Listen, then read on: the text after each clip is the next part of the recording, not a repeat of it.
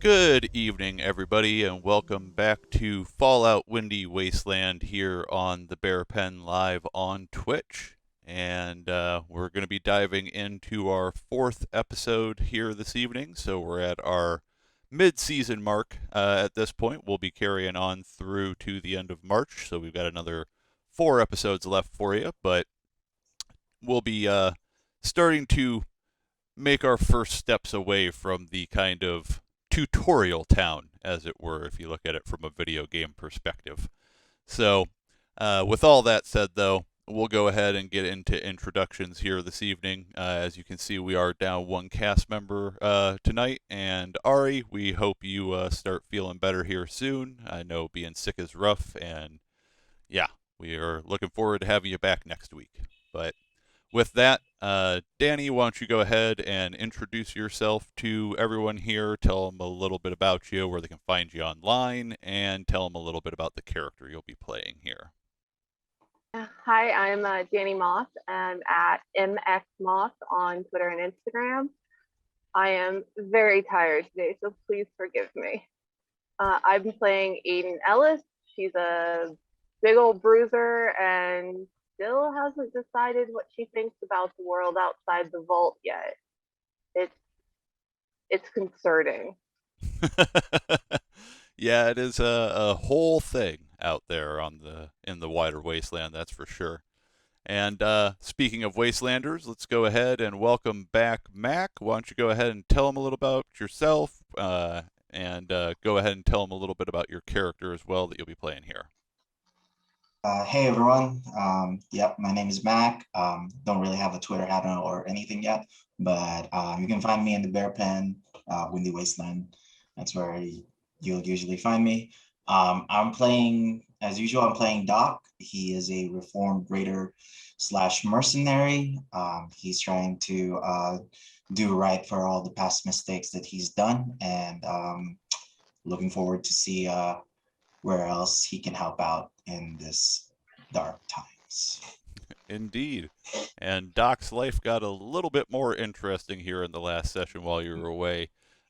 We've met a new friend for the whole group to tag along with, and in the process of reprogramming that friend, kind of started getting to a situation where Doc now maybe has a robot wife that is following him around the wasteland.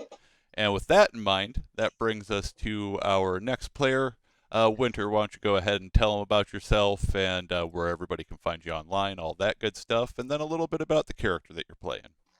Absolutely. I am Winter, and you can find me at gmistresswinter on Instagram and Twitter. And I will be playing Betty, Mrs. Betty Homemaker, a special model of the Miss Nanny, Mr. Handy robot line that was originally purchased by a pre-war individual named Mr. George MacArthur, but again, as our overseer mentioned, has been reprogrammed to be enamored of Doc, and now tags along as a faithful companion and wife. Makes for such a wonderfully interesting world out there in that wasteland, and the fun little dynamics that tend to come up. So, absolutely. With that, we will go ahead and get our players initialized here and get everything rolling for y'all. Now, just a bit of a recap here before we go diving full force in, just to make sure everybody in the audience is up to speed and our players are up to speed on what's going on mechanically and things like that. So when we last left off, the group had made their way over to the ArcJet facility after having dealt with the droplets here in the ruins of pre-war Platteville. And upon reaching the ArcJet facility after encountering a very nice and polite robot out in the road there, they were able to dig around the building and find an actual functional terminal set up. It seemed to be connected to the executive systems in the network there at ArcJet, Most of the various menu options seemed uninteresting to the group, in particular the vault dwellers, who are now fixated on trying to actually finish up the main reason why they even left the vault in the first place, their original goal here. And by digging through some of the past records that the previous executive, whoever that happened to be, before the Great War befell the world and his life was no doubt brought very, very short, they discovered that ArcJet in the Chicago area, one of their facilities out there, had recently had a Vault Tech reactor installed for some of the various experiments that they were going to be working on. In particular, a project that had initially seemingly been shut down as the Mars Shot project ran into many conflicts and the government started getting cold feet with their contractors over at ArcJet in regards to moving forward with that project as the Great War slowly built up from the resource wars taking place overseas. But it seems that the project didn't stay dead. It just got repurposed. Now named Project Exodus, all of the previous work that had been happening out in Boston was to be relocated and reallocated to this new Chicago branch to continue working on accomplishing the goal of getting human life in place on Mars. A fail-safe, as it were, to the whole situation that was developing across the world at the time. Now, most of this is more than likely generally uninteresting to the Vault Dwellers and the Wastelanders in this group, beyond the fact that this facility does in fact have a Vault Tech reactor. And if it has a Vault Tech reactor, it has a thermal regulator chip that would be compatible with Vault 53's own regulator. Now, at this point, it's about 11:40 in the morning on the 16th of May.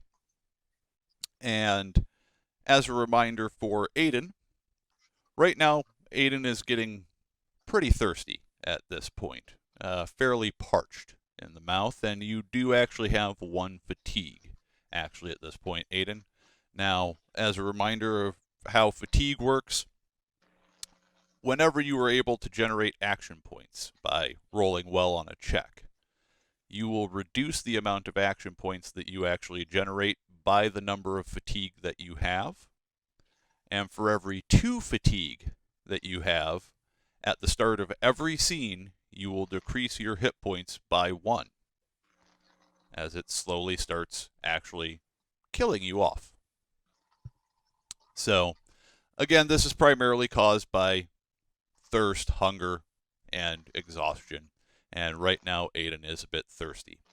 You still find yourselves, however, at this point in the ruins of the ArcJet facility, having just finished up digging around on this monitor and having rummaged through the area to find the executive's password, which wasn't all that well hidden in the end. So, what are you all going to do now?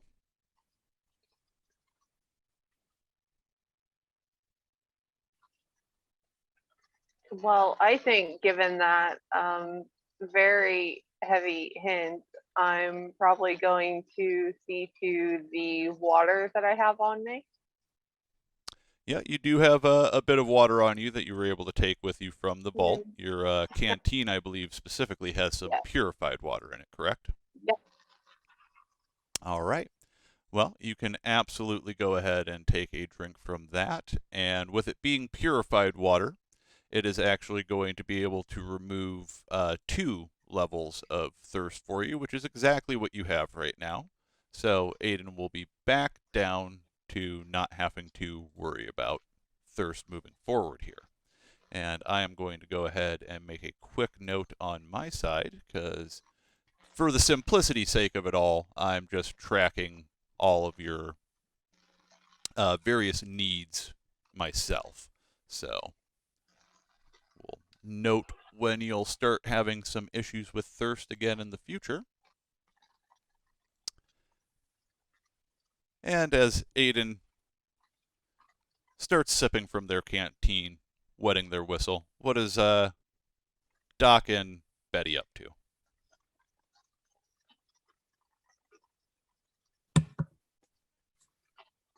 Well, we are going to be headed out. I assume we're going to be walking along toward Chicago. How well would Betty know the area considering her length of time? So Betty probably hasn't strayed terribly far from the ruins of old Platteville. However, that doesn't mean that Betty doesn't have some information stored away in her databanks that relates to the way the pre-war world was.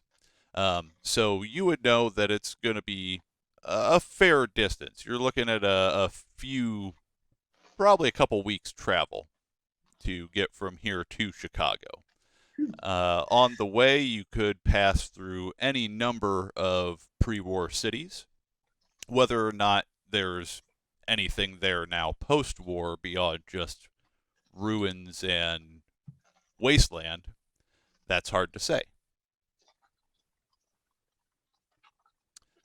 Now, Doc, on the other hand, you've done some traveling.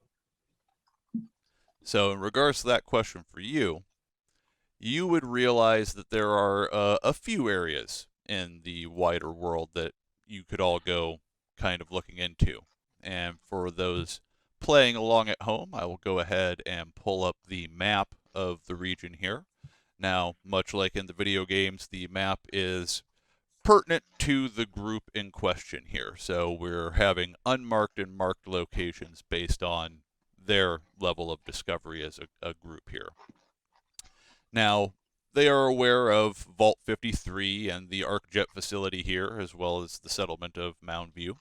And as you can see, they are in the what would be northwestern corner of the map that we'll be utilizing as our kind of play area for this campaign. Chicago itself rests far over to the east side, not completely against the full eastern border of the map. We do have a bit of Lake Michigan in play here that eats up some of that territory. However, it is a good few hundred miles. Now, to be clear about the options that lay before you, and I imagine it'll be Aiden who will be making kind of the executive call here in the end, just due to the fact that they're the one with an actual task at this point. So, you know that there's going to be a facility off in Chicago. You also know that before you would get to Chicago for a shorter distance of travel, there is another vault in the region. Now, that's probably still going to be a few days travel on foot for you to get there. But you do know that there is a vault nearby. Whether or not that's going to be the most beneficial option to you, again, as we said earlier, it kind of remains up in the air. It's hard to say whether or not that vault is still active, and if not, what state that vault is in. To be fair, though, the same could be said for the ArcJet facility in Chicago. It's hard to say what the current state of that location would be. Now, Doc, you are aware of a few other places out in the wasteland as well due to your travels. So one of the things you are aware of is the ruins of old Rockford, Illinois, which kind of rests in the path of where you would more than likely travel if you're trying to get to Chicago from here. That is currently occupied by the Brotherhood of Steel. They've been in the region for quite some time now. The last that you'd really heard about them was that they seem to be starting to change up their tactics a bit. So historically, the Brotherhood of Steel since they arrived in the region, had been a very isolationist group. They didn't really take too well to any outsiders from any of the settlements around the area. They certainly weren't fans of ghouls or super mutants. The Brotherhood was notoriously known for their discrimination against mutated humans. But from what you've heard, as of late, they've started changing their marching orders a bit. Nobody's really sure why, but there have been rumors circulating that ghouls have been starting to show up among the ranks of the Brotherhood in the region. Oh. Beyond that, they seem to be recruiting from outside of their own stock. Now, obviously, that goes without saying by the fact that there are some ghouls supposedly amongst them. But they're also picking up various Wastelanders and things of that nature that aren't necessarily full-fledged mutated humans. Beyond that, you know that there are numerous small little pre-war settlements that exist between here in Rockford and then obviously between Rockford and Chicago itself. To your knowledge, the vast majority of them are mostly just ruins, though when you're talking about the Wasteland, any number of critters could have moved in at any given time. Raiders have a nasty habit of turning old pre-war ruins into hives that they start operating out of, and you've really not done too much exploring, as your last trek that you made was really just coming from a town. It's an actual both pre-war and post-war settlement of the same name. It's one of those situations known as Elkhorn. It was a small town off from where you are, the east. Still fairly north of Chicago, but what it's known for, and if rumors are to be believed, this tradition dates back to the pre-war era, is the citizens of Elkhorn every year hold a car show.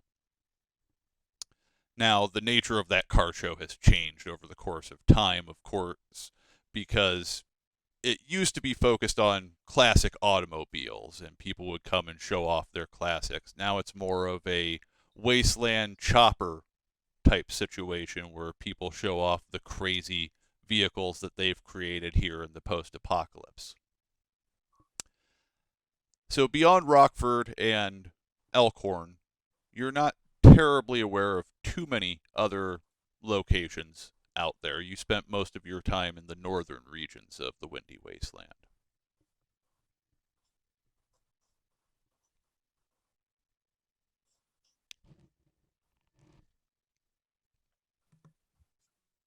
So Aiden, you're from a vault, correct? Yep. What is that like? I don't know any of my fellow models that have been in there. You know, people keep asking us that question, and I'm not really sure how to qualify it. I guess it's the same as it is here, mostly just enclosed. Survivable? Oh, very survivable. Yeah, we I think we did, well, up until recently, we did average well. I mean, we're still at capacity, so I don't think we did poorly. Capacity. Well, that means that all of the wonderful machines that they installed in there are probably so pristine and beautiful. I would love to see them sometime. Yeah, pristine sounds accurate. As soon as we find this chip, we'll take you and Doc and everybody back, and yeah, sure, everybody's gonna survive. That totally makes sense. Well, I wonder if we could get a preview before we get to yours. Maybe we can visit the vault on the way. If nothing else, maybe they have some fresh water and food for those who need it. And some replacement parts. That would be wonderful. I've actually been really curious to see what the vault looks like too. I mean, never stepped into one, so yeah, I'd be curious to see. If it's as well supplied as ours was, there will probably be, I mean, something worth stopping there for, I think. I don't know. Katya would know. Maybe you'll meet some friends. I've never met anybody from any other vault. Well, that stands to reason considering you haven't been out of your vault your entire life, correct? Correct. Oh, I bet that was an experience. Seeing the sky for the first time. I remember when we got a hole in the roof. The first hole after the bombs fell. Oh, the rain came in constantly. Is rain a new concept to you? Not in theory. In practical application, I haven't experienced rain, no. What do you think of it? Personally, I could do without. It causes a lot of rust and tends to ruin the house. I don't really like it. It's just a lot of wet all the time, and you can't do anything about it. It seems really inconvenient. Yeah, not to mention the rain that we get normally here is not too nice, to say the least. Very acidic in quality. Oh, yes. It kind of happens after centuries of nuclear fallout. Radioactive sometimes. Didn't have that in the educational videos. Now, while you all are talking, are you remaining in the ArcJet facilities, or where is everyone headed at this point? Does it seem like there would, I mean, this doesn't seem like a place that's supplied with any sort of emergency materials or anything, does it? It's just an office. If you're really lucky, you might be able to find like some medical supplies, potentially. Some pre-war offices, as far as you know, had medical supplies on hand for minor ailments and injuries and things like that. Whether or not they'd still be functional is hard to say. What you would likely expect to find here, and this will be a kind of lesson in looting as well for everyone playing the home game, you would expect to find what would be classified now in the post-war as junk. Now, junk, obviously, in the pre-war world, it served various purposes and had more utilitarian functions. It could be things like toys or desk lamps or fans and things of that nature. In the post-war, these things are good for breaking down. Now, this would be something obviously more immediately obvious to someone like Doc than it would be to Aiden. Aiden would probably look around at this building and see nothing but just a bunch of useless things that are probably not helpful. Pencils, old busted terminals, things of that nature. Doc, on the other hand, if he were so inclined, would see these as possible material. things that can be broken down into more constituent pieces that can be used to repair or build other things. Now, as it pertains to the Fallout RPG, junk operates pretty generically. Essentially, what it is there could be any number of junk items that you could potentially find in here, and each junk item is considered to weigh 2 and has a value of 2, but can be salvaged for common, uncommon, and rare materials. So, for those of you that have played the video games before, you'll know that specifically in Fallout 4 and 76, they really kind of tapped into loot and how you could break everything down. Now, to not be cumbersome for the tabletop RPG, rather than making us track every single individual item and the plethora of things that could spew out of it, and then you all having to track that many, many random consumables, it breaks it down into just those basic categories of common, uncommon, and rare materials. Now, there can also be specifics, and for instance, if you were all to loot, I would probably go ahead and give you a couple of specific items that just add to that Fallout flavor, especially for fans of the video game series, but just know that the vast majority of those items really don't have any worth beyond being broken down or potentially sold, and even sold is kind of questionable. I think that as they were working on getting into the computer or the terminal and reading all of that and taking care of their human needs, Betty's going around with like a shopping car thing, a shopping bag. Sure. For lack of the basket. There it is. Basket. Shopping basket. Like she's actually at the mart, like shopping as she's like sorting through and looting. Okay. For good things. So you can go ahead and give me a perception and survival check. So that's not a standard survival check. You will need to use the little die up at the top to go ahead and set that. And the difficulty on that is going to be a 1.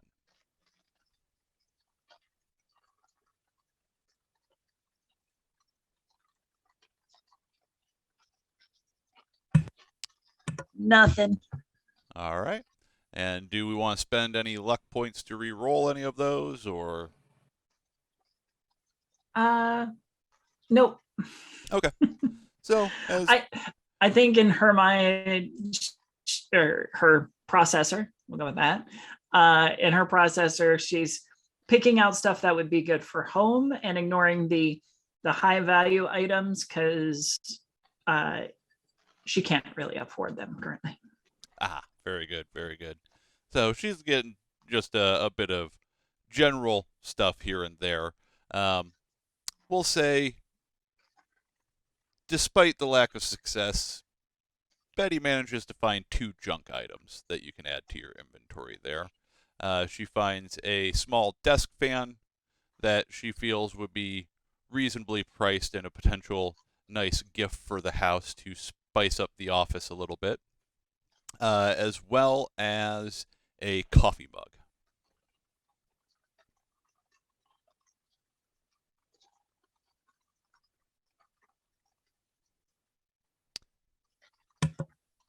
Oh, Doc will love this.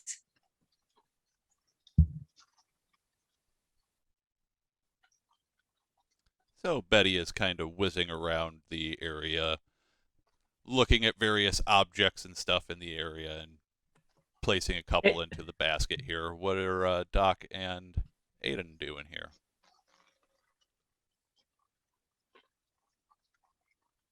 I'm comfortable letting the more experienced scavenger take the lead on this one. If he thinks anything looks worth carrying, I'm here to carry. I'm just gonna go ahead and look around to if it's like an office space, probably around like the drawers and like other areas where there might be like useful stuff. We already looked at the terminal, right? If I'm Yeah. not mistaken. Yeah. So basically, I'm just like going through whatever we can salvage. All right, so you can go ahead and give me a perception and survival check as well.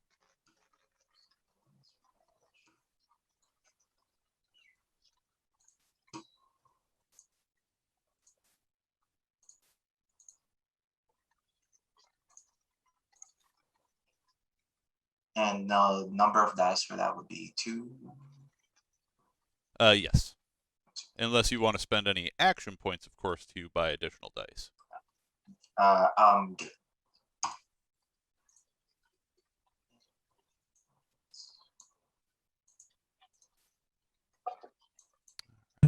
All right, one success. Success. All right.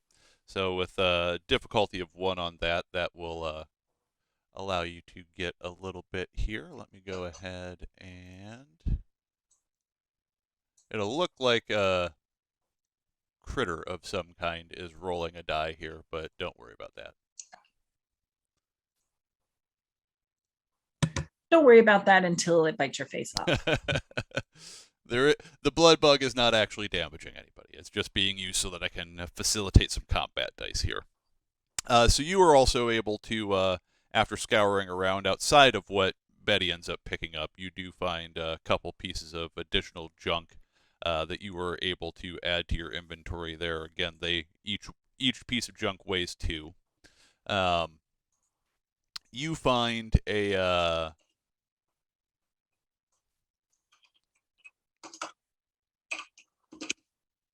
let's see.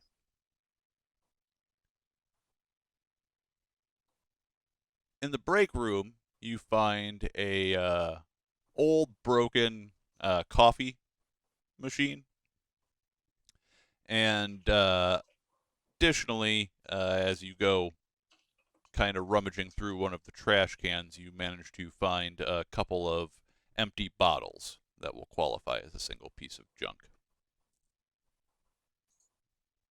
Go. Go ahead. I'll go ahead and put them both into whatever rucksack I'm carrying. All right.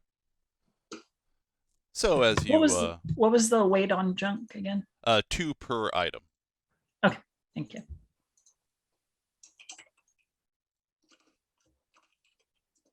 So the process of scavenging around the building does take a bit of time here. So about 30 minutes pass as you move through all the rooms and kind of start looking through the desk drawers for anything of actual value to you.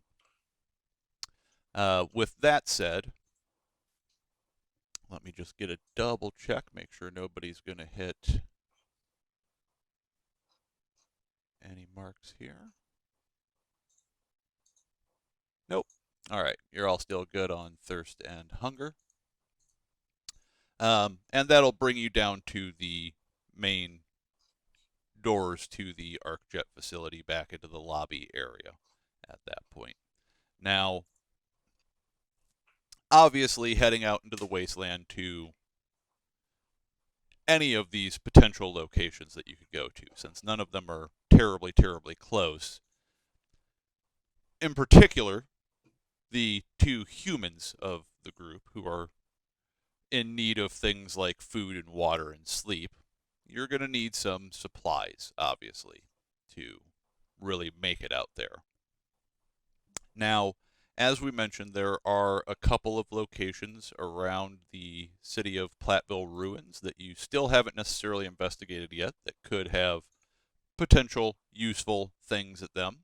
There is both the Red Rocket gas station and a military facility that was in the town.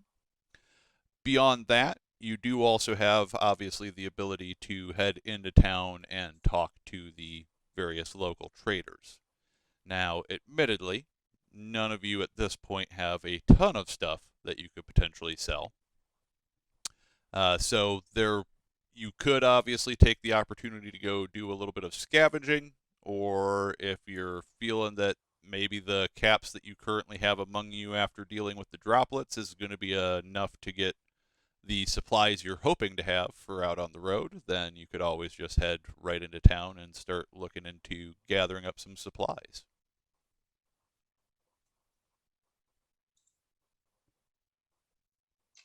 I think, I mean, it would be more convenient to go back into town and get supplies now.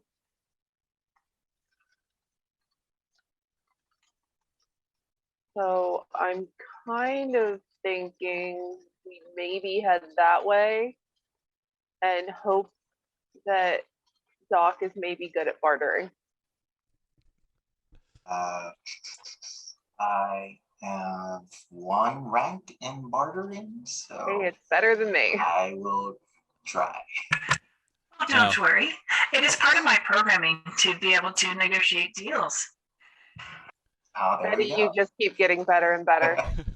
Now, one thing to keep in mind, that's still going to leave things fairly expensive, because obviously in the world of the Wasteland, while you may be able to obviously go ahead and get yourself a better deal from time to time by doing a bit of haggling, the vendor is going to make sure that they're obviously always coming out on top and making a profit off of anything that they end up selling. So, but with that said, you all start making your way out of the ruins of Old Platteville and towards the edge of what that city would have previously been to where the settlement of Mound View is located. Now, Mound View itself, since we didn't necessarily dive into all the details of what that city could potentially provide for you, we'll take a little bit of a closer look at it here this time. So, Mound View itself is a small settlement, as I said, located on the outskirts of pre-war ruins of Platteville, Wisconsin. It's primarily a trading settlement, which should hopefully begin booming again now that the droplets have been dealt with. It had put a kind of a bit of a crimp in the city's ability to maintain a safe trade route system through it, but it had previously been a good waypoint to either further up into northern Wisconsin out of the windy wastelands, or down into Illinois or into the old pre-war state of Iowa. The settlement itself is surrounded by a number of crude barricades that the citizens have built up, primarily out of a mix of using ruined cars that they've drug the chassis of them into place and kind of built up fortifications, as well as old beat up billboards that they've placed in various gaps, and then a bit of just general rubble that they've gathered up from the deteriorating buildings from around this pre-war town. The buildings themselves in this area are a mix of kind of repurposed pre-war buildings, as well as a number of scrap shacks that the various citizens have built up for themselves as homes. The population of the town is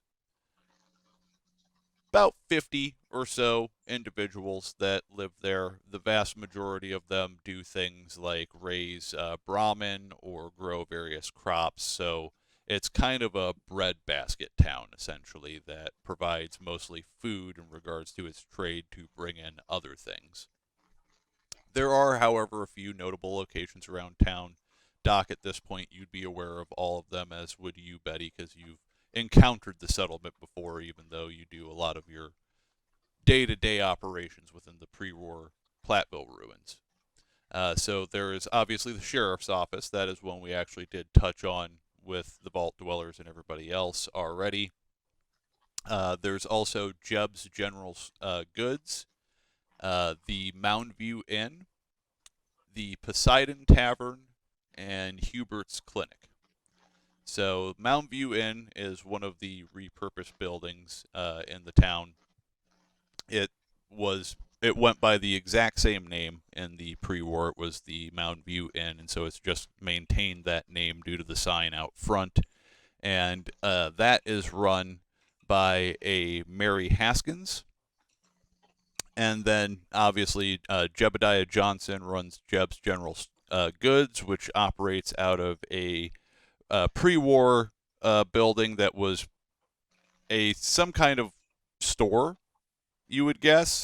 There is the remnants of an old sign that used to hang on the building, the staining that would have occurred around the letters of that, and the bleaching of the walls and things over time. There's, even though the sign itself is no longer there, you can still kind of make out the word Maurice across it.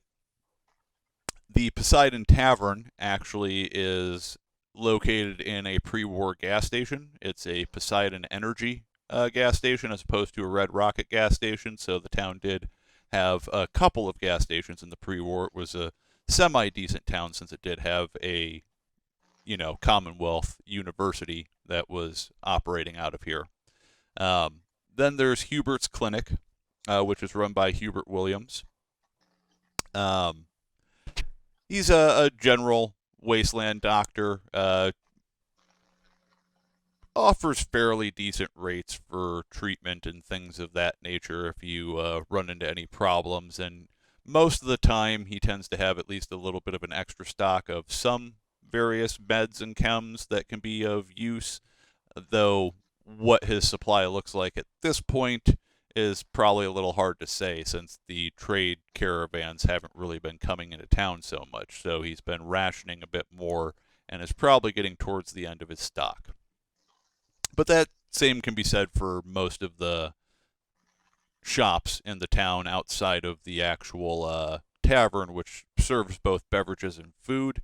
On the beverage side of things, they are getting a little bit limited and have been having to kind of watch things a little bit more. But since this is a breadbasket town, the food side of the equation hasn't really been hurt too much.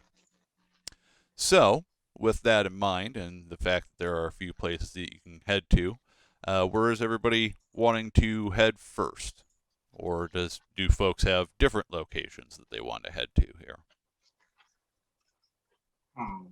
Which store would probably get me like some sort of like scope for my sniper?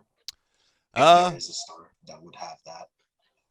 Presently, you would assume that this town probably isn't going to have what you're looking for, just due to them being cut off by the caravans. If it was going to be here, though, it would more than likely be at the general goods store, because basically Jeb kind of covers anything that the tavern and the dock themselves aren't covering directly. So he has a decent spread of, typically has some like ammunition, weapons, maybe some clothing and armor available, just kind of a general spread of things.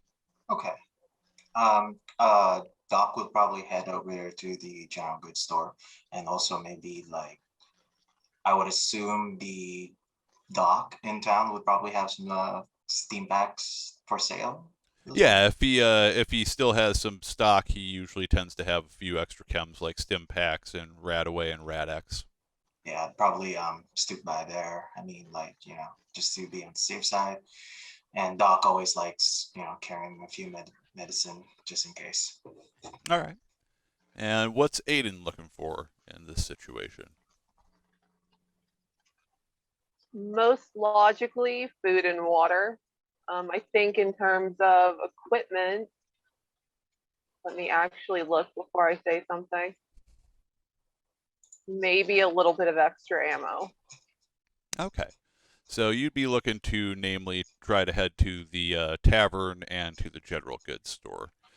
Yeah. So I imagine then probably the group collectively heads to the general store in town here first, and then you can kind of split off into your own directions there, unless Betty has some other plans in mind potentially. Oh, you silly Nancy's. You just give me a shopping list and I can take care of all of that for you. You two can go relax and enjoy whatever it is that humans enjoy. Think about that, I guess. So, yeah, I've got a list of things that I can give you, Betty. Do you have anything to like add to that, Aiden? Like whatever you want, I can put it on the list as well.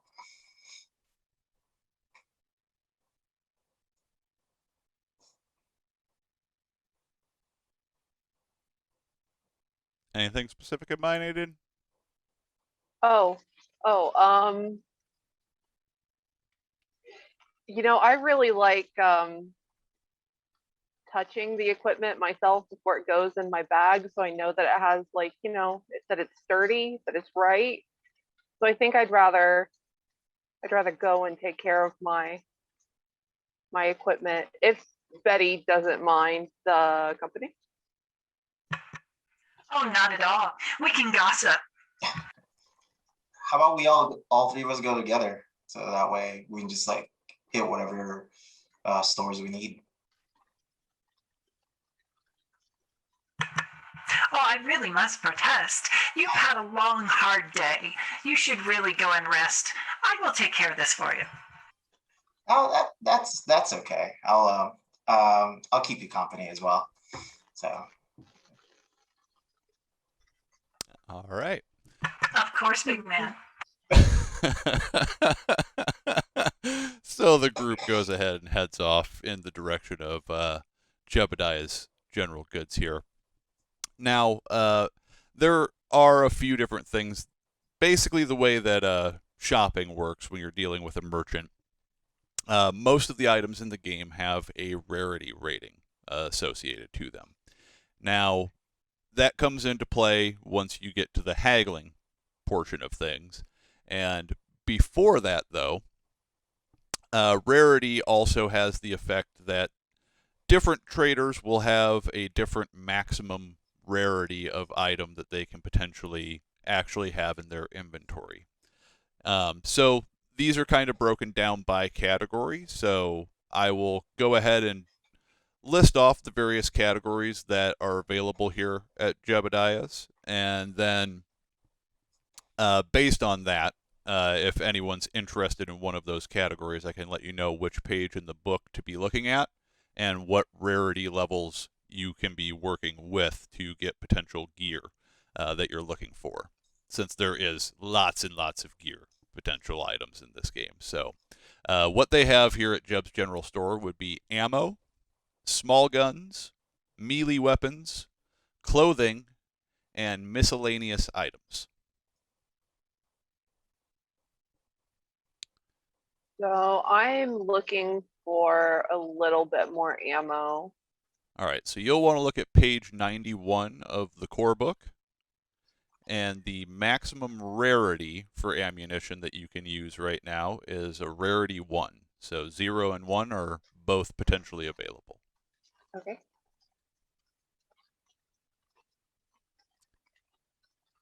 And Doc, were you interested in any of those particular categories?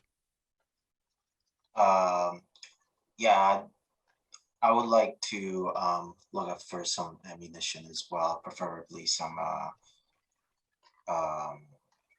308 rounds, basically, for my rifle. All right, so you'll be looking at page 91 as well with a max rarity of 1. And then Betty, does she have any particular items that she would be looking for specifically herself that aren't necessarily ones that Doc was directly looking for?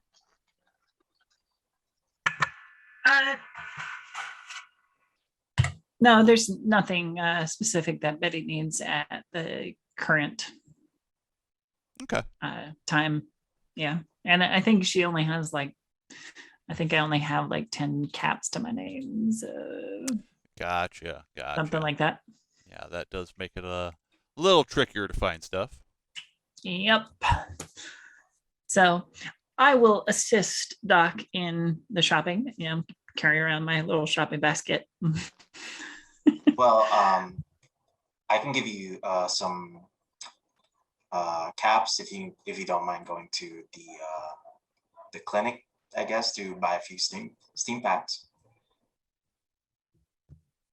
I can do that for you, sweetie. Good to go. So, yeah, how much do stim packs normally cost? So for the stim packs, let me just pull up.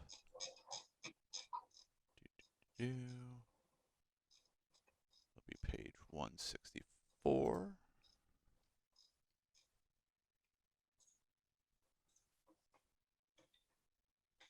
So stim packs can run anywhere from 30 caps for a diluted stim pack up to potentially 90 caps for a super stim pack if there's one around.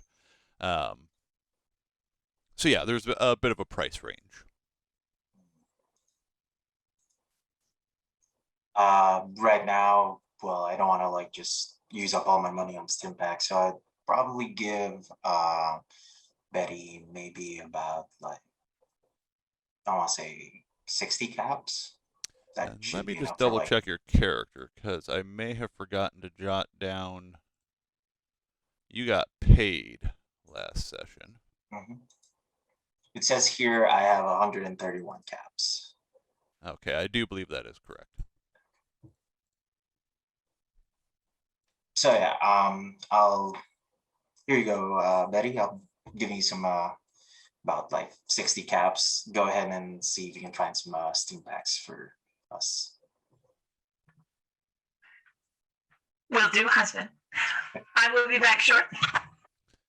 All right, and so you will be taking a look at page 164 of the core book, Winter, and the max rarity that you can use for the chems here is going to be a rarity 1. So any 0 and 1 items you can take there. And I do believe with that you'll be able to, actually on 165 there is a stim pack diluted, which does have a rarity 1. So that would be potentially available there. Yep, I will run over to, what'd you say, Herbert's? Yep. Hubert. Yeah, Hubert's clinic. Tap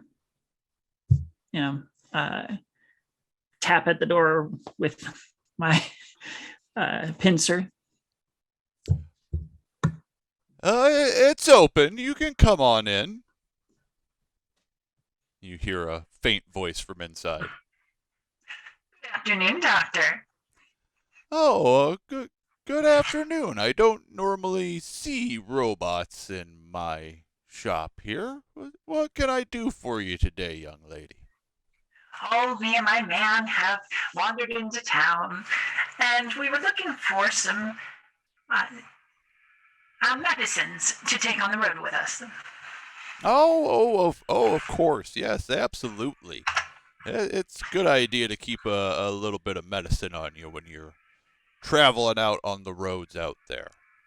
Well, I have a few things that we could potentially use here. We got he kind of heads towards the back of the large one-room shack that he operates out of, where he's got a few doctors' stretchers from a local hospital that he's drug in here at this point to use as patient beds, and then a large shelf which he keeps a few goods on, and he kind of starts rifling through things. And so I have a few of these diluted stim packs here.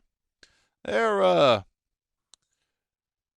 we were getting a bit low, and I had to cut them down, you see. So they're not the full kick, but they'll still treat you well. Other than that, he kind of ruffles around again on one of the other shelves and pulls this little jar out that he sets down on the desk and says, "This here is my homemade Herbert's healing salve. It's it'll work the kinks out for you. It's it's a little bit cheaper than the stim pack if you're hurting for money." Oh, but that looks a little cumbersome, though. Oh, it's not too bad at all. You just and he kind of screws the lid off, and it's not a terribly deep jar. It's probably only about yay deep and about that big around or so. And it's just a small cream, and he just runs his two fingers into it and kind of scoops everything out and starts rubbing it on his own elbow. He's like, "I got the arthritis terrible up in this joint here, and it works an absolute treat. It's very easy to apply." What does it do against gunshot wounds?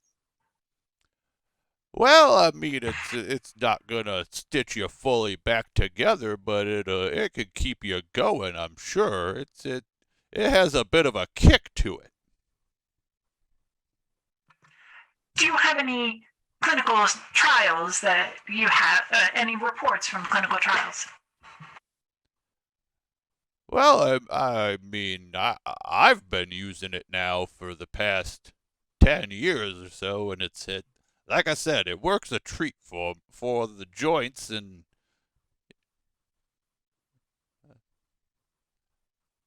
I suppose you could ask the other folks around town.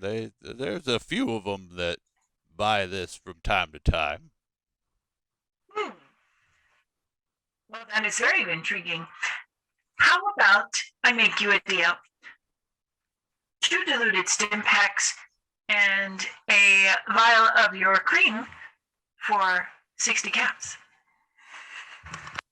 All right, so what we'll go ahead and actually have you do here is you're going to make a barter check, and this is going to be at a difficulty of 1, since that is equal to the rarity of the item there. Okay. I am going to add an action point, if All right. nobody minds.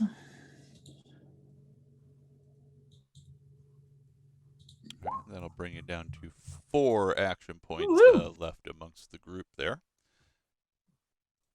And that. Oh my! Oh my! Picking it.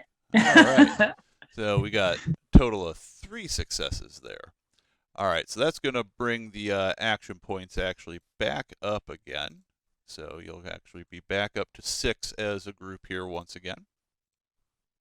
And that is going to allow you to actually, after a bit of back and forth with Hubert there, he's willing to come down 10% on the total cost of the items there. So that would be, let's see here. I'm terrible at math, so I'm going to cheat and use a calculator.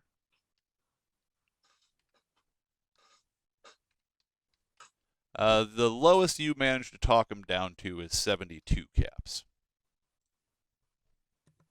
Well, I think I can manage that between the 60 that Doc gave me, the 10 that I have, plus one of my junk items.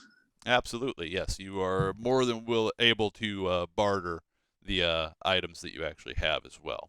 So, after making the deal a little sweeter there with the, let's say, coffee mug, unless you want to do the desk fan, whichever one you prefer, he eventually... I think the desk fan, yeah.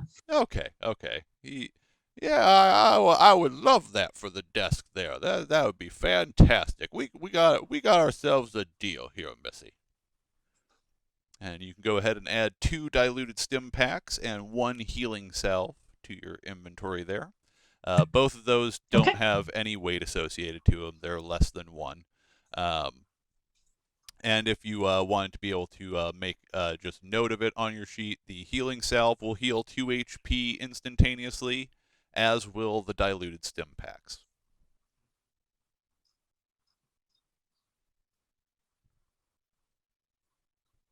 Okay, and I will gather up that stuff and head back to the other 2, which I'll let them do their thing. All right. So, back at the general shop here at Jebediah's, you were both looking for ammo. Were you able to find the stuff that you were interested in? Yep. All right. And how much are we looking to get here? So the 10 millimeter has a rarity of 0.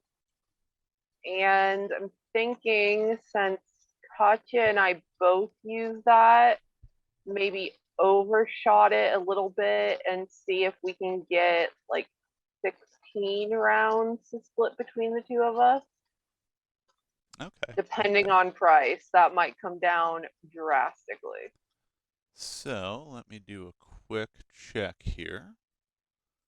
Let's see just how generous Jebediah is going to actually be.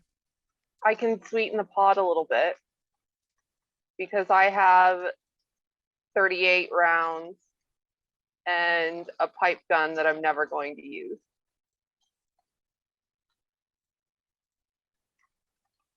Let's see.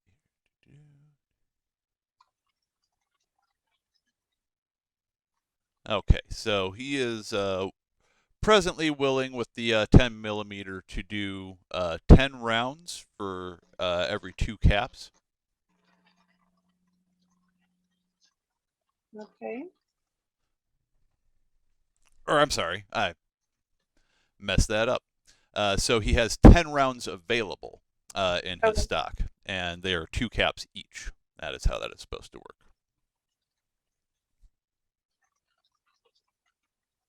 Okay. And does he want the 38 rounds? To bring that down a little bit? Yeah, how many 38 rounds did you say you had again? I have 6. 6? Okay.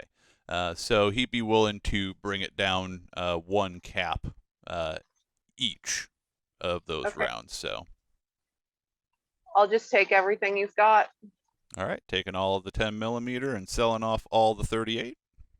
Yep. And then Doc, how about you?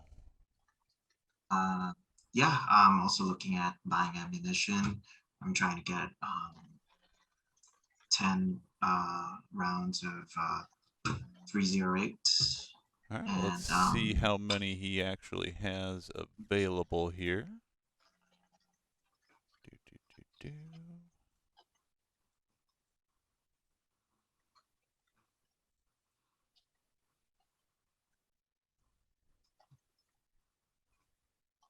So he has 12 rounds total available.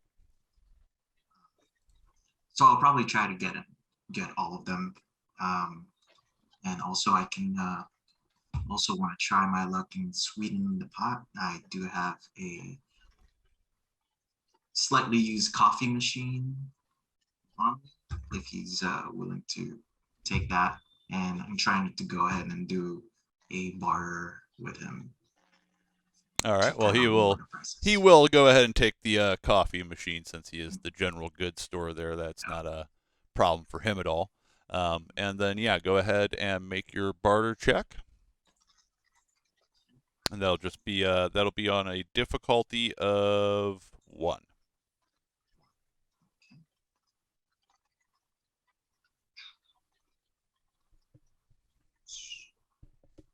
So just roll the 2 dice. Unless you want to spend an action point to buy additional dice. I'll go ahead and just roll the 2 dice. Okay. All right, so that is no successes. Now you could spend luck to re-roll if you wanted to. That wouldn't be necessary. Okay. I only have 3 luck. Not a problem.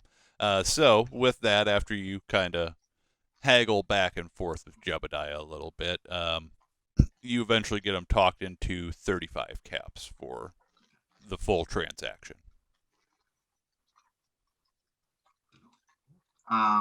Sounds like a steal, so I'll go ahead and pay. All right.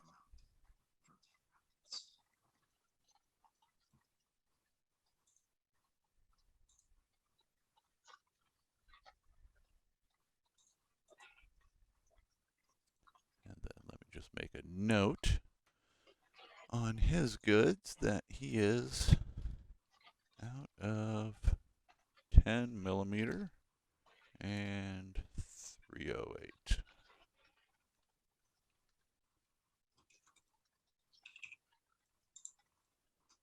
And that'll be the case until such time as he is able to restock.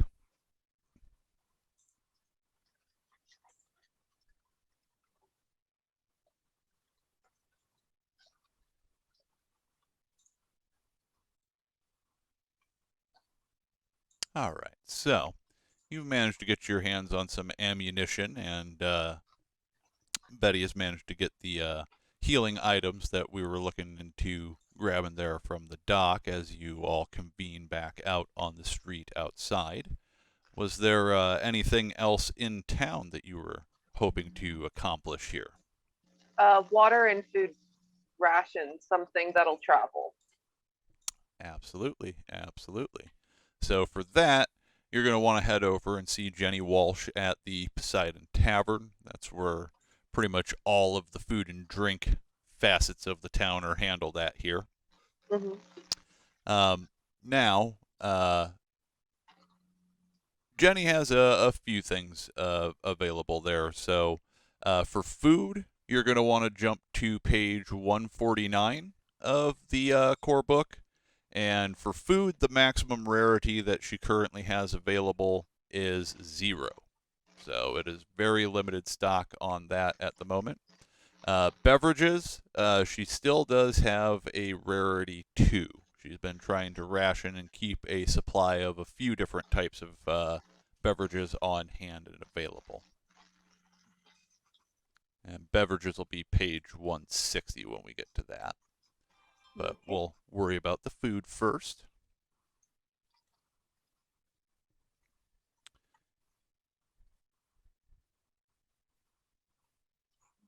And I just realized I didn't remember to remove the fatigue off of your screen there, Aiden. Let me take care of that. Boop. There we go.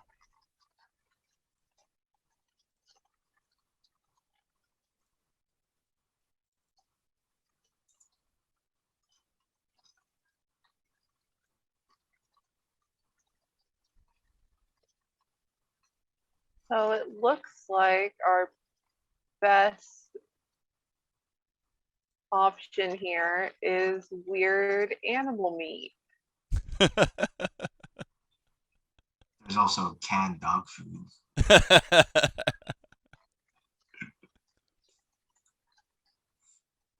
Not quite that desperate yet, but thank you.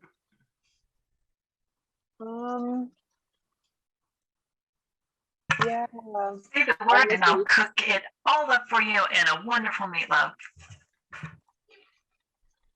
I mean, most things sound good in a meatloaf, so you never know. Yeah, I think I would assume the sundry weird animal meat probably will keep well traveling. My biggest concern right now is finding something that's going to last in a pack for a couple of days. So the meat itself would last for a bit. It has been like salted and things of that nature to keep it preserved. So you would have at least a few days worth of time on purchasing the fresh meat there. Okay. The things I learned to do over the last 200 years is smoke some meat, if you want me to do that as well. I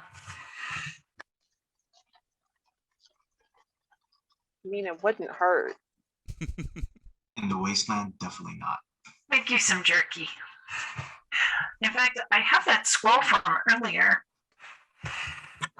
Oh, that's right. Betty can hunt. That's a valuable skill. I will get back to you on specifics when I have more time to look over this list and run some numbers. Okay. But we can figure that out. What page did you say the water was on though? Beverages start on 160. And Okay. they have availability on up to rarity 2 items on that. Okay. I'm trying not to take up the entire thing with a shopping episode. Oh, no worries. This episode was going to be much more relaxed. We had crazy combat for over half the session last time, so we'll take it a little easier this time. I knew shopping and looting were probably going to be on the agenda, so.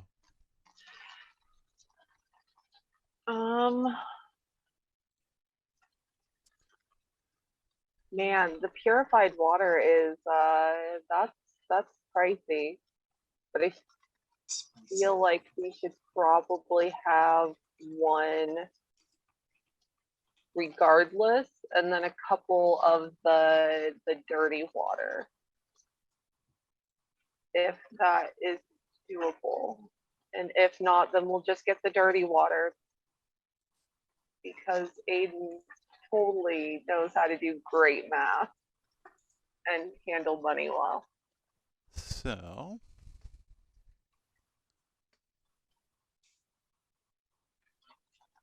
the dirty water is going to cost 5 caps per, and then the purified is 20 caps per. So you'll need to coordinate between you and Doc, because since it is the humans that actually need this stuff, I imagine they'd be the ones willing to go in together to make sure that they're supplied up. Yeah. And obviously you're also going to want food. So I'd figure out collectively between the two of you how many caps you have, and then you can kind of sort out between the two of you how much you're comfortable spending on beverages and how much you're comfortable spending on food.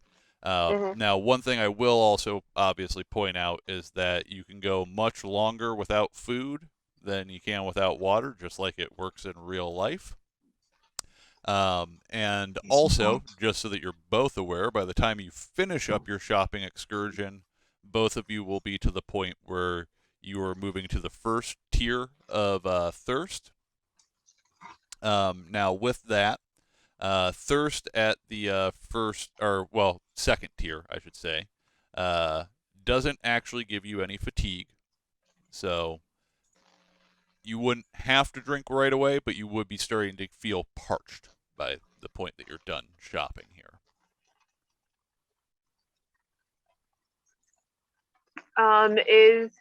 Is Katya going to get a chance to supply up at Yes. a later date? Okay. And additionally, I will also point out that even though I kind of gave the impression in the earlier session, just because I wasn't ready to start fiddling around with buying and selling just yet, you two would also be able to, if you wanted to, sell your pre-war money for caps or utilize it as currency, generally speaking. Or if you want to, you can still hold on to it, because as you start getting out into the wasteland and digging around pre-war structures and ruins, there might be various things that you can utilize that money on. Right. So, what is Doc feeling on the water situation? So after buying those ammunition, I think I still have about like 70 caps. Okay. Yeah, I can definitely spare some, so that way we can have like at least like at the minimum like one item of food and one item of drink, but we can go more than that. Yeah, I was going to say, I think one of the purified water, and on my end, 3 of the regular dirty water would probably be, that would feel like a safe amount to have for me. So that would be 35 on my end. And then whatever Doc feels comfortable with. Let me. Yeah, I'd probably do for water at least.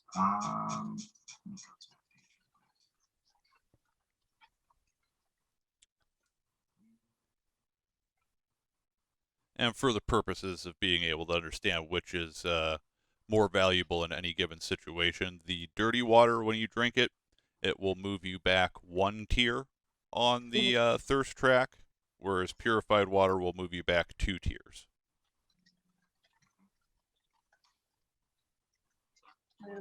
Yeah, I just like having the purified water for emergencies. It makes me feel better. Totally understand. I feel you. I think I'll probably do 2 of the dirty water and then 1 of the purified water. Okay. So that'd be 30 caps for you. Can I barter on their behalf potentially? Oh, absolutely. Yeah, if you want to go ahead and make kind of cruise up to where they're sorting through everything, and just banter with Jenny, I guess. Now, These two saved the town. I think we can offer them a little bit of a discount. What do you think? Go ahead and make me your check, and we'll see how she responds to that. I am going to use another action point. All right. And the difficulty is just going to be a 1, and it looks like we got a 3, so you'll just be right back up to the maximum amount of action points there. And that will get us 10% off. So if you want to, are you wanting to just kind of pool all of your purchases together there? Yeah, we can do that. If you're okay with that. Yeah, that's fine. All right.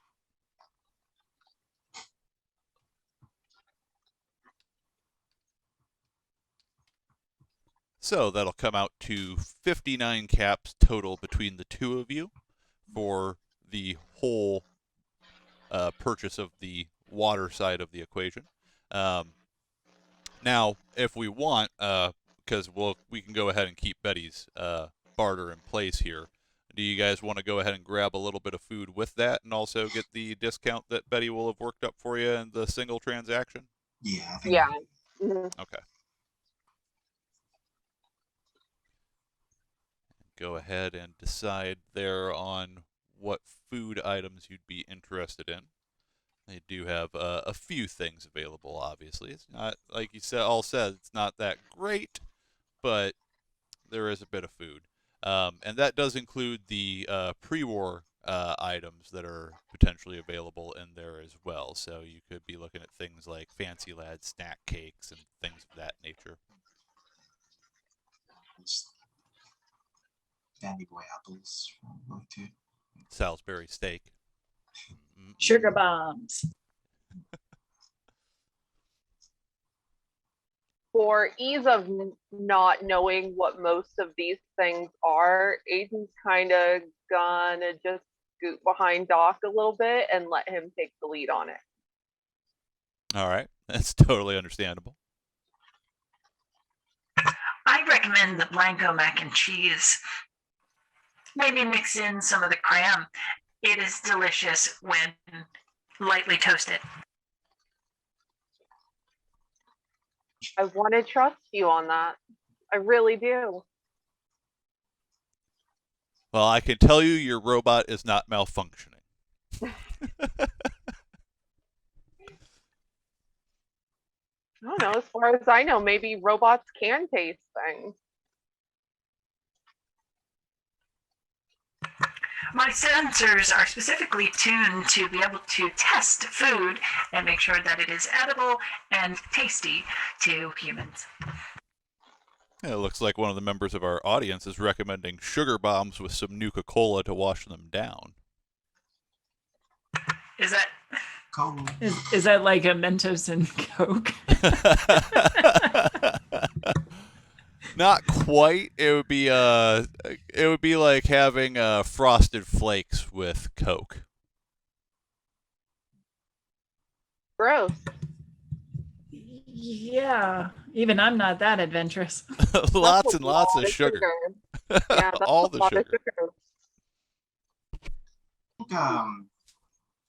Diabetes in a bowl. I'll listen to Betty's suggestion and probably stack up on some mac and cheese. All right, you thinking? How many are you thinking there? What do you think, Aiden? Should we go for?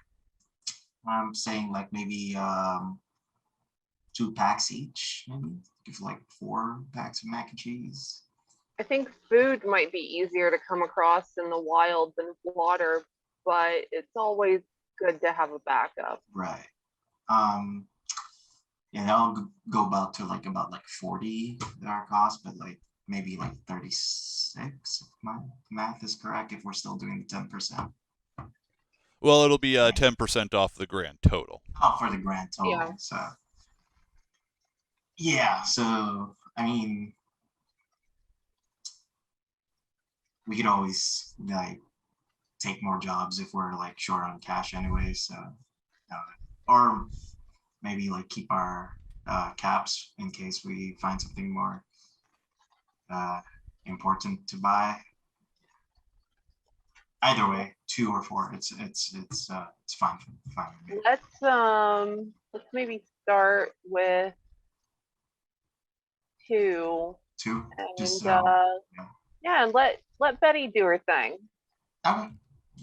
All right. So,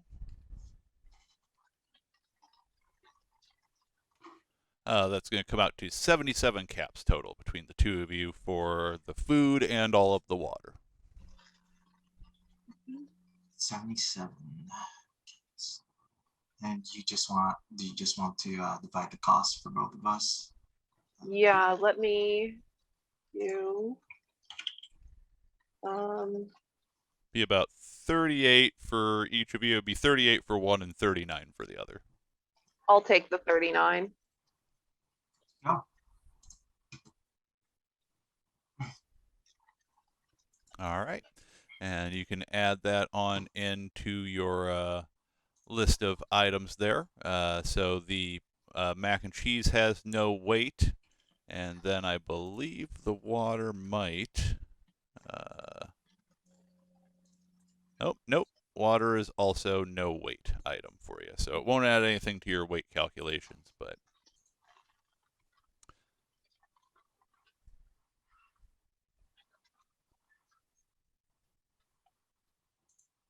If they take my suggestion of the mac and cheese and cram, whenever they get their little bowl of it, I'm gonna lightly like use my flamer to toast the top of it. Well, I don't believe they decided to grab cram, but it doesn't mean they won't find some while looting at some point here. Oh, that's true. So. All right, so after a little bit of work there, now did you guys want to grab anything to potentially eat and or drink right now? As I mentioned, you will both be moving up to tier 2 of the thirst track, which, like I said, tier 1 is the lowest. That's the nothing shown on screen and you're all good. So tier 2 is not terrible and doesn't come with any fatigue, but...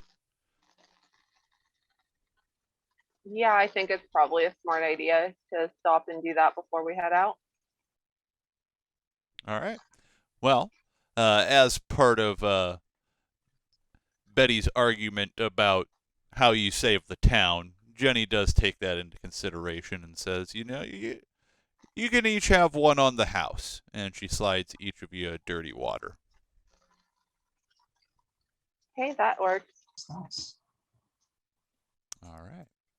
Now let me update a couple notes here about when y'all are consuming stuff.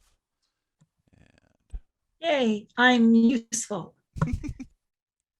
Oh, you definitely are, Betty. Incredibly useful.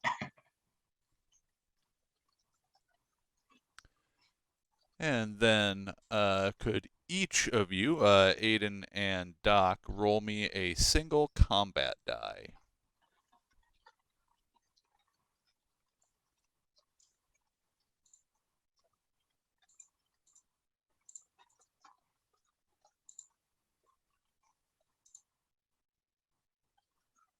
That would be a blank for me. Okay. Where would that be again? Sorry. So if you click the up at the top of your sheet, there will be a little 20-sided die symbol and a little Pip-Boy symbol up on the top right of it. If you click the little Pip-Boy, Vault Boy symbol, and you just want to roll 1.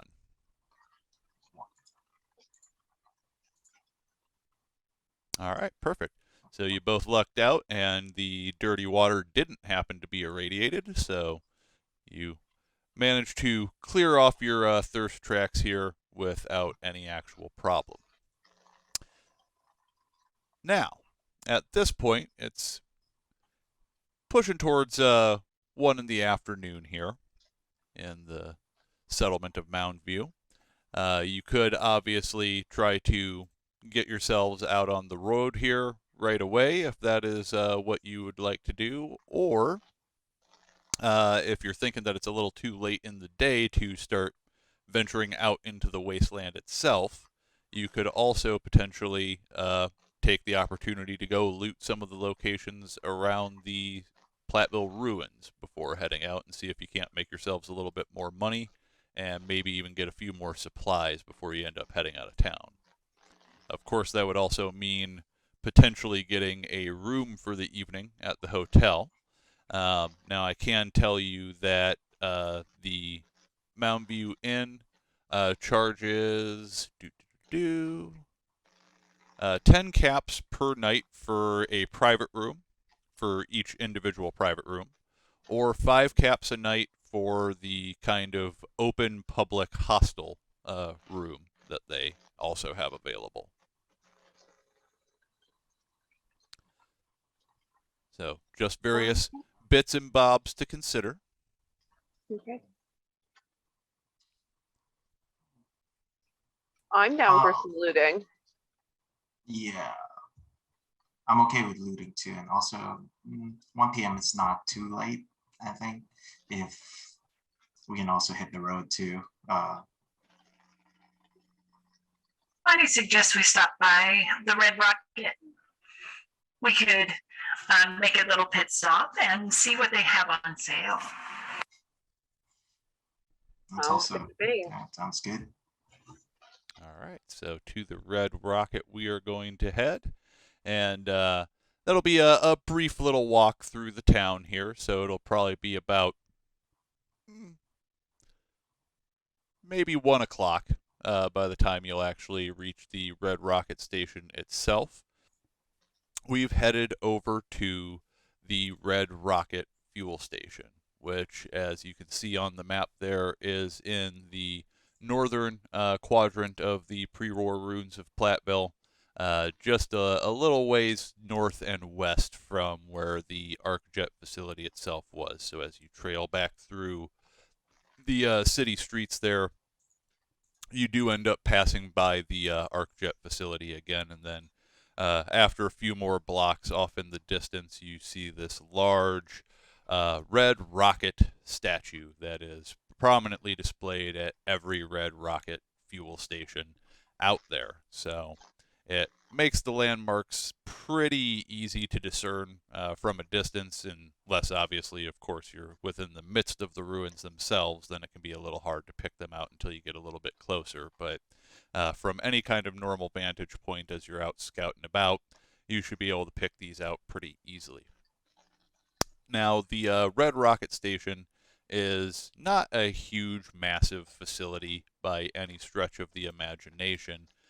Just like gas stations in our own world at this point, it's kind of just like a couple room facility building, and then you got the pump area outside. But obviously everything of real note that you're going to be particularly looking for, at least, is going to be found within the actual ruins itself. Now, as for being able to do some searching and looting, it's actually a pretty simple process when you come across new locations out in the wasteland. We are going to abstract it a little bit, so it saves a little bit of time in comparison to your standard shopping run, for instance. So, based on the size of this location, you guys will be able to go ahead and make search checks. Now, this can be done as an assisted task because of the fact that there are multiple of you actually performing the task itself. So usually the best way to do an assisted task is to find out who's going to have the best target number for the check itself, and then they will make the actual check, and so long as they get a success, the others can go ahead and make a check with a single die to try to add additional successes to the whole situation, or potentially generate complications. You never know how it might go. But with that in mind, with this being an average size location, each search that you perform is going to take about 30 minutes to cover the location itself, and then based on the results of that, we'll see what kind of items we might actually be able to turn up here. So, the check that we're going to use for this is going to be a perception and survival check, which is not the standard survival check, so it will be one that you will have to kind of manually put together. To find out who's going to have the best target number, your target number is always going to be the attribute plus the number of ranks that you have in the skill. So basically you just add perception and your survival together and see who has the best result on that. I believe that Doc is going to have the highest, with me in second, probably. I've got 8. I've also got 8. Yeah, tied for second. You're muted there, Mac. Sorry. What I was what am I looking at? Your perception plus your survival, and seeing what that totals out to.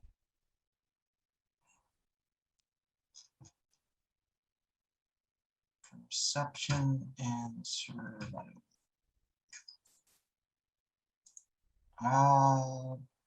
Yeah, my 10. Okay.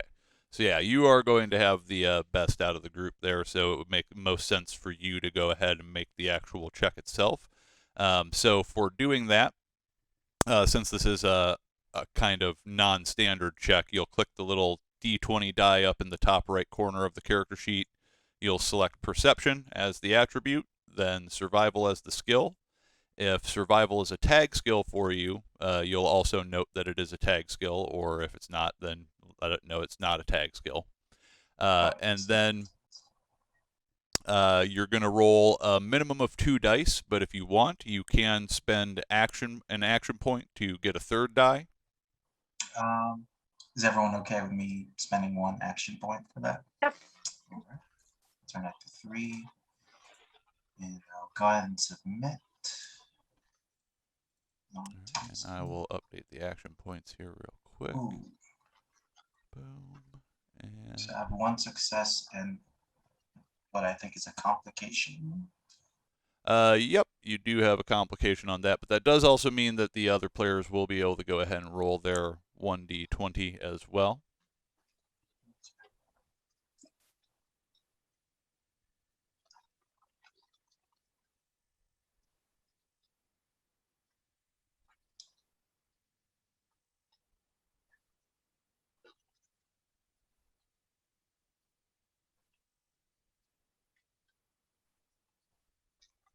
Nope. All right. So we got the 1 success, which in fairness is all you needed to be able to actually go ahead and potentially find some items in the location here. The other ones would have just gotten you guys some action points back there, which is fine. Now with that, so once we find out that you succeed on the check, what you'll need to do is there are different categories of items that you can potentially find here. Now, some of them have a minimum quantity available, and some have a maximum quantity available. Now, the way this works is you automatically get to make, for any of the categories, a check to see what you find based on the minimum quantity. So you automatically get minimum quantities across the board. And then, if you want to roll additional times on any of the ones that have a higher maximum, you spend 1 action point per category per additional check that you want to make for that type of item, and we can find out how much all stuff y'all find.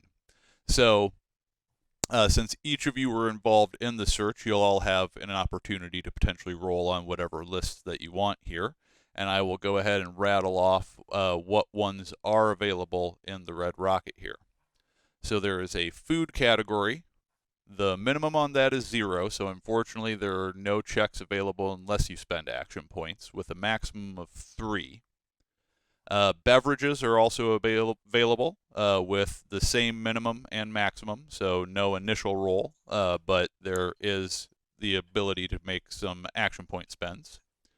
There are junk items available in the location. There are a minimum of 5 and a maximum of 6, which means you will be able to guaranteed pick up some junk here if you'd all like.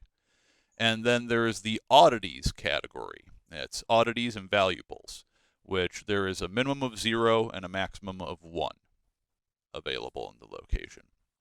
So, the first thing we'll obviously check on is, are any of you wanting to find some junk items?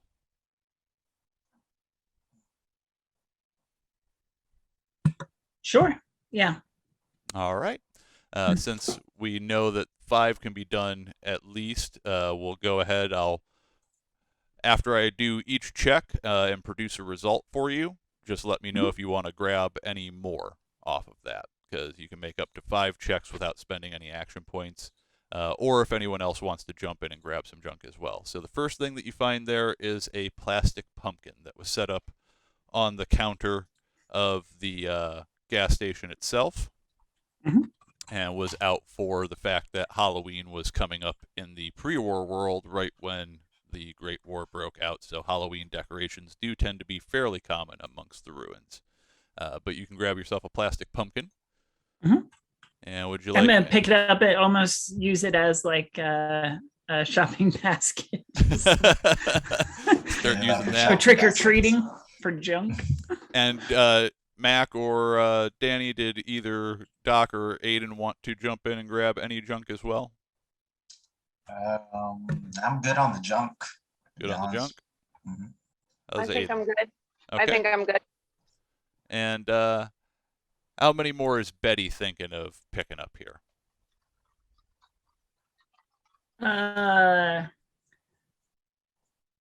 We'll say 3 more. Okay. You also managed to find a 10 ball from a set of pool balls, the one with the number 10. Ooh, I wonder if I could throw that. You find a wooden block with the letters I and D on the various faces. And a 13 ball from a set of pool balls. All right.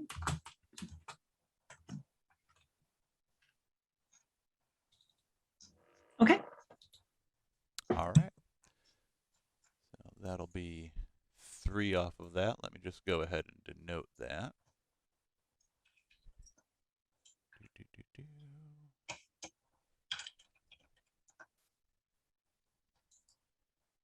All right, and then did we want to spend any action points for any of the other categories to get checks on any of those? Feel like I should be responsible and look for food, but man, I love the sound of oddities. Well, it's up to each of y'all. So I too. right now am you very have intrigued in 5 this. action points available amongst you, so there could be 5 potential checks that could be done here. When you just say screw it and find something weird, let's do it. All right, so we're spending 1 action point to get a roll on the oddities table. So with that in mind, Danny, since you're the one going ahead and grabbing for that one, roll me 3 20-sided dice. Okay. And you should be able to do that over on the left-hand side of Roll20. There's the little menu bar. Is. And yeah, you can go down to D20 and select the number 3 to the right of it, and it should roll all 3. Perfect. So we got 80. It's a 46. That is going to be... Aha! This is very interesting. Aiden, you don't actually recognize the thing that you find as you kind of open up a door in the back of the establishment there, and it goes into like what it looks like probably a janitorial closet. And most of it in there is just random assorted junk that you're like, I really could care less. But then something catches your eye down on the floor, and you bend down and pick up this little kind of strange device looking thing. Okay. Now, next to it, because you move some boxes out of the way to get yourself enough space to actually get near to this strange little device.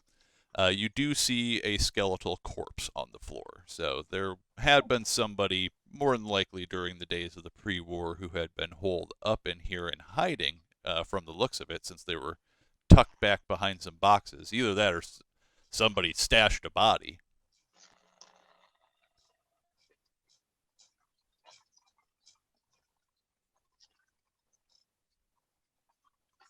Yeah, you find a strange little device.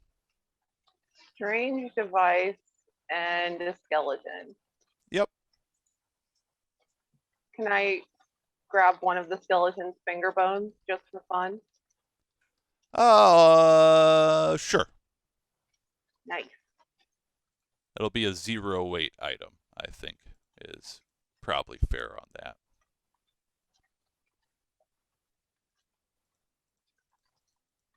I'm going to bring this device back out and show it to Betty, like, what is this? Do you know what this is? So Would I recognize it?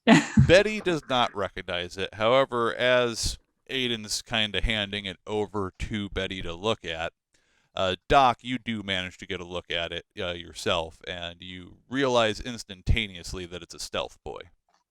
Oh, so that's like, oh wow, so it's a pretty nifty item you got over there. So it's a stealth boy. So basically, it's a device that helps you go invisible Oh. for a certain amount of time. So it's very useful. Oh shit. Yeah. Oh, I'm keeping that. And Can you imagine being invisible like a ghost and just like punching someone in the back of the head, but they can't see you? That's so cool. Although I do want to say that it doesn't last for long. So there's like a certain amount. You can't use it all the time too. I believe it has one charge. I'm not sure. So. All right. Well, it's a little less fun, but it's still fun. And that does have a weight of 1 on it, just so you're aware, Aiden. Now, did we want to spend any additional action points on any of those food, beverage categories? You do still have 4 left collectively amongst you. Doc, want to take a look for anything? I can go ahead and try for a beverage. All right. For a beverage. See if Absolutely. something. Absolutely. So that'll bring us down to 3 AP left amongst the group there. Maybe there's a Nuka-Cola around. Yeah. It is possible. Let me pull up the beverage table here. While I'm doing that, Doc, if you want to go ahead and roll 2 20-siders for me. 2 D20s.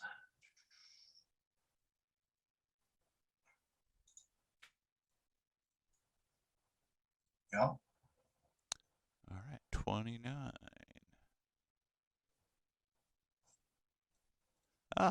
You find a bottle of Brahmin milk. Oh. I will keep it. And I do believe that has a weight of a 1, but let me just double check that. Hopefully, Doc is not lactose intolerant. No, that has a no weight to it, so you can just carry that one for free on the weight category. Wholesome irradiated calcium. Well, the nice part about Brahma milk is actually that it's not irradiated, and in fact, it can heal radiation damage. So pretty important item then. So It's kind of a poor man's Radaway. I'll take it. So you're saying if somebody has a lot of rads, go suck on a Brahmin teat. As long as you don't get kicked by the Brahmin, yeah, absolutely. I'm just wondering what a Brahmin milkshake looks like.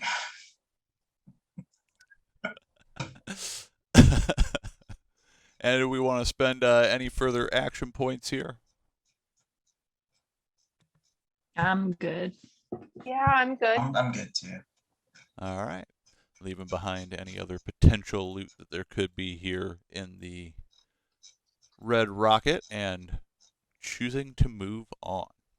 So, again, at this point, you guys are going to be on the north side of the pre-war ruins of Platteville. Now, let me go ahead, actually, and hook y'all up with something in our chat here in the background. So, bum-ba-da-bum. If you want Secret to squirrel download messages. that image, that is the current game map at this point. So that way, if you don't have to try to pull it up on like a side monitor and watch the stream, you guys are going to be on the north side of Platteville ruins in the Red Rocket station there. Now you will notice that I have also gone ahead and marked all of the vaults that are in the area, since the vault dwellers did get that information out of the vault computers. And also over in Chicago, we do have an icon in there for the ArcJet facility that is actually located over there in Chicago. So, based on where you are, where do you want to head now at this point? By this point in time, it is now going to be, looks like it's about 2 o'clock once I update the clock itself. After doing all, or I'm sorry, it's 1:30 after doing all that searching. So not quite 2 o'clock, but 1:30 in the afternoon.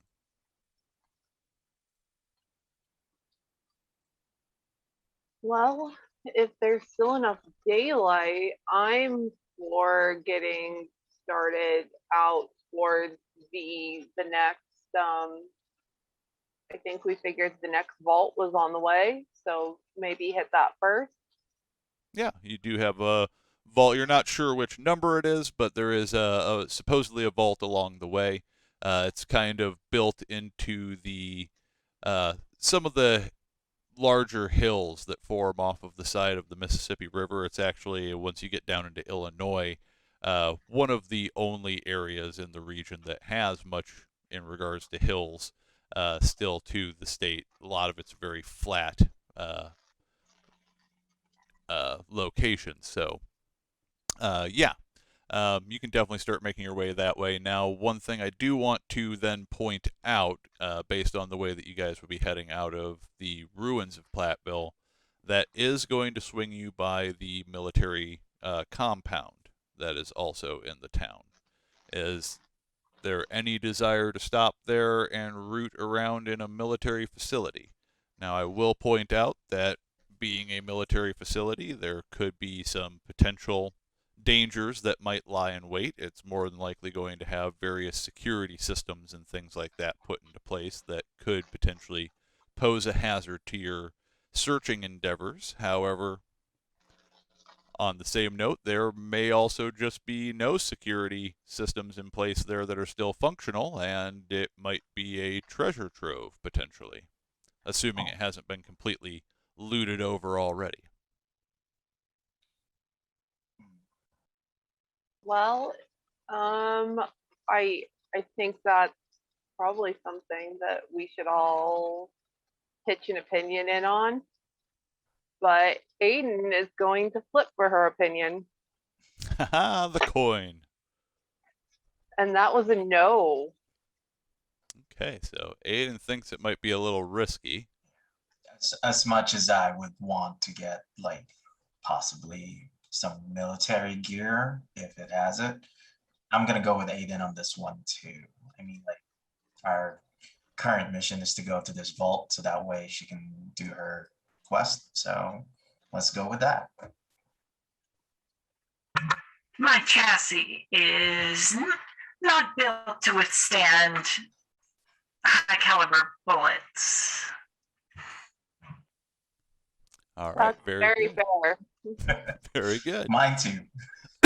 Well, potentially, again, this might be something to come back to later in your travels once you come back into this region again, potentially, and have a little bit more experience under your collective belts. So, at this point, you're going to go ahead and start traveling across the wasteland here. Now, the first thing that you'll all end up discovering, and now, first and foremost, I want to check, are you planning on heading, namely staying towards this, heading south, or do you want to start breaking to the east? Like there, because basically any of the major roadways that are actually displayed on that map are the kind of major highways that, like caravaneers and things like that are going to use to travel. Or are you going to take route more off-road and venturing through the wasteland? Give me kind of a trajectory of where you think you might want to head here.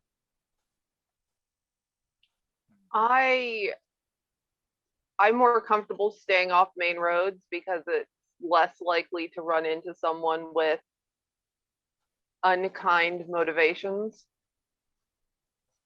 But that's just my opinion in the pot.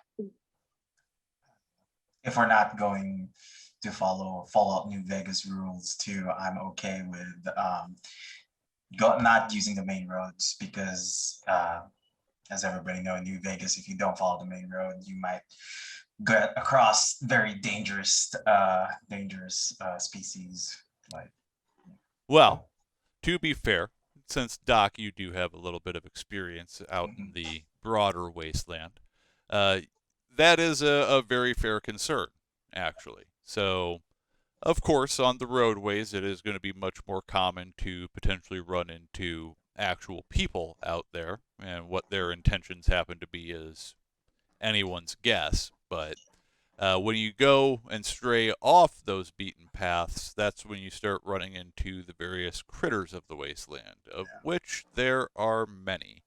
And so, yeah. just like every other part of the wasteland, the Windy Wasteland certainly has some of its own unique and individual things that exist out there on top of all of the standard fare that you would typically find in the Fallout universe, up to and including Deathclaws. So this region is not necessarily devoid of those either. Unfortunately, those things did very well in the wasteland for themselves and have propagated and spread just about all over the U.S. So definitely not looking forward to this version's Deathclaw, because normally Deathclaws vary to their whatever surroundings they are. So we might see a very cold type Deathclaw.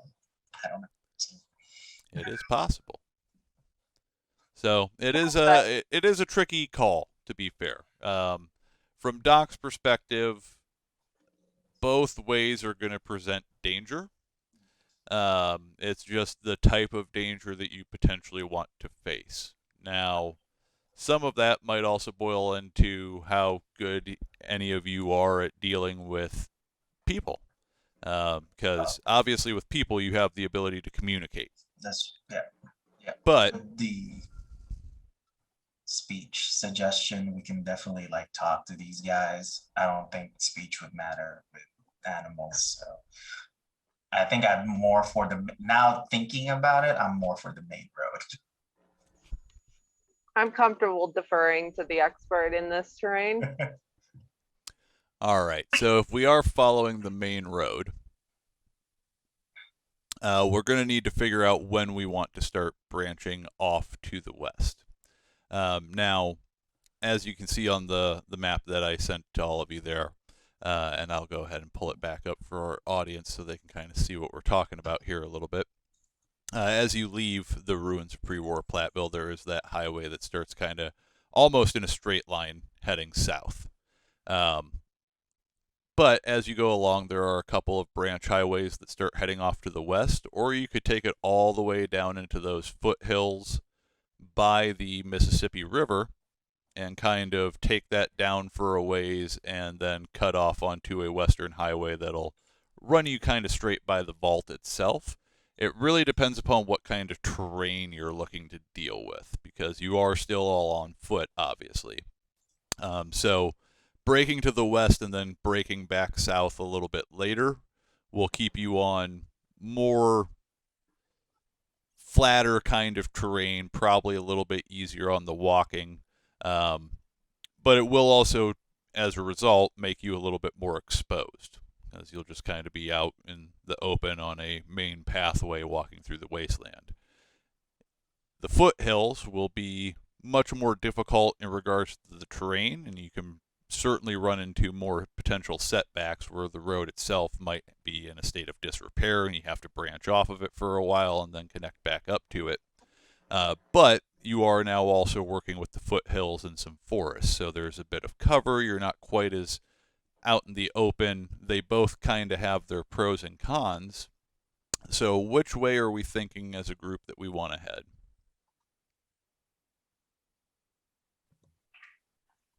If we're going to stick to the main roads, might I suggest that we head south and potentially use Galena as a waypoint? Yeah, that sounds reasonable to me. Then we can divert east and head toward Freeport, which should be close to where the entrance to one of the vaults is. Yeah. Yeah. That seems like a plan. Sounds like a plan. All right. So we are going to make our way then out into the wide wasteland.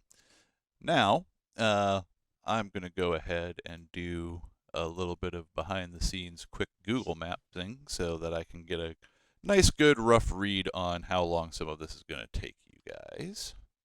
Because that's the nice part about using real world locations, is that we can just go ahead and guess. Yep, rock that out. Not have to measure things on maps and hope that we're getting it correct. How long would it take for you to walk from Labville to Freeport? Oh, and that's the best part, is that you can actually do that. Absolutely love it. Okay, so assuming that we were going to go to Freeport with the quickest route, theoretically, on foot, pre-war style, you'd actually break off before you hit Galena. So you'd turn at that kind of second highway that starts branching east is actually where you would want to make the break off. Now, if we want to go to Galena to also capitalize a little bit more on the terrain that's going to be down there. Let me see here. I'll run you through that way.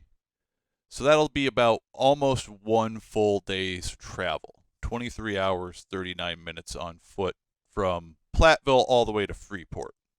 Now, if we want to change that a little bit and just see how long it would take you to get to Galena, that'll be about an 8-hour walk. So it's basically your full day's walk, and probably about roughly the spot where you'd want to be looking into setting up camp for the night anyway. The nice part about that is you would be obviously then in some pre-war ruins, which presents a number of opportunities. So as long as there aren't already inhabitants that have made their way in there for any particular reason, you should be able to find some place to get some relatively decent shelter from some of the pre-war structures, and also potentially have a chance to do a little bit more scavenging outside of what you've already done here in the pre-war ruins of Platteville. Additionally, this is going to run you through a couple of other smaller pre-war settlements that are in the area. So you'll actually end up passing through both Cuba City and Hazel Green as you start making your way down here to cross from the border of pre-war Wisconsin into Illinois. So with that in mind, that will generate a few encounter checks. So I'm going to go ahead and make a few checks here for all of y'all.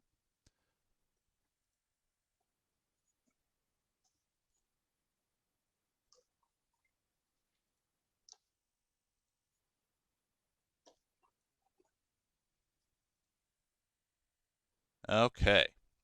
We almost got through. Yep. So, for a good long portion of this walk, a solid 7 hours, um,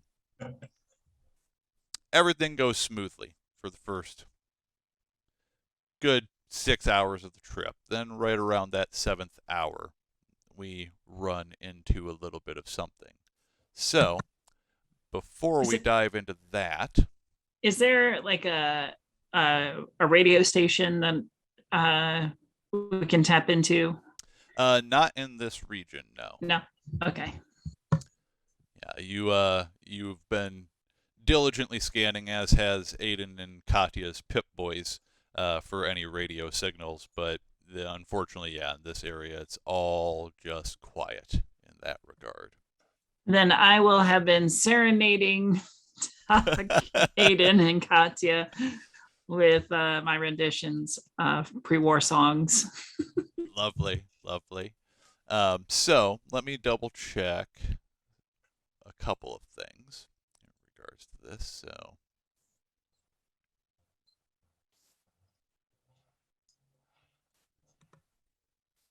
This is a little ditty called Black Betty.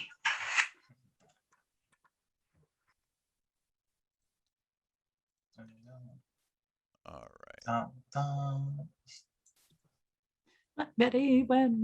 So it is actually right about the time that you were all thinking about settling down for camp anyway, because it's about 10:30 in the evening at this point, or I'm sorry, 9:30 in the evening at this point.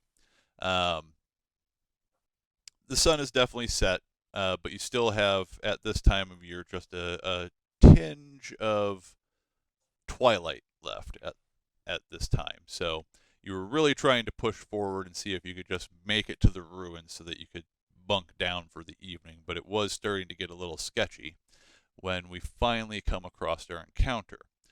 But I will have to check to see if you guys ended up dipping into any of your supplies at this point, because you'd certainly in that time get to the point of needing some water and also some food. And I can let you know that you, both the humans of the group here, will be to the point of having moved up one level on the exhaustion track as well by the time we actually get to this location. So you are getting tired here. With the exhaustion, specifically, you're going to each have you're just now to the point of getting tired, and you aren't quite to the point of getting fatigue. So within another few hours, that's going to actually start generating some fatigue for you. As for hunger, again, you wouldn't be quite to the point where you would necessarily have to eat to avoid fatigue. You'd just be at the moving up the first step onto it, so you'd just be starting to feel peckish. But as for thirst, you would certainly be quite thirsty at this point and also have a point of fatigue if we do not drink. So you would actually be at the tier 3 from tier 1 by the time we get there if we don't drink anything specifically. So let's take care of that. Go ahead and drink one of my Now, dirty water will take you down to the tier 2. So you wouldn't be quite fully quenched at that point. You'd still be feeling a little parched, but you wouldn't have fatigue at this point. The purified water will push you all the way back to quenched if you want to drink your purified water at this point. Try and ration my water, so I'll go ahead and just drink like one bottle of dirty water on my case. Yeah, same. All right, you can each go ahead and mark yourselves down one bottle of dirty water, and then if each of you could go ahead and roll me a single combat die.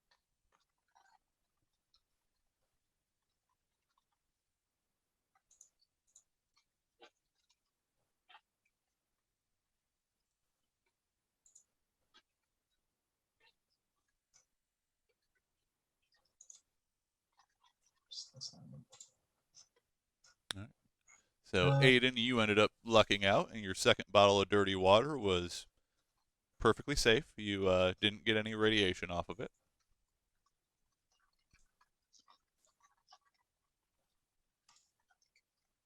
And same for you, Doc. All right, and let me update a few details here. And I think what we'll actually go ahead and do, instead of worrying about updating all of that while we're on screen, we're actually going to go ahead and we'll end a little early this week, so that way we can start off next week with the encounter. And that'll also give our additional player, Ari, the chance to make sure that they're getting an opportunity to be involved in all of that as well.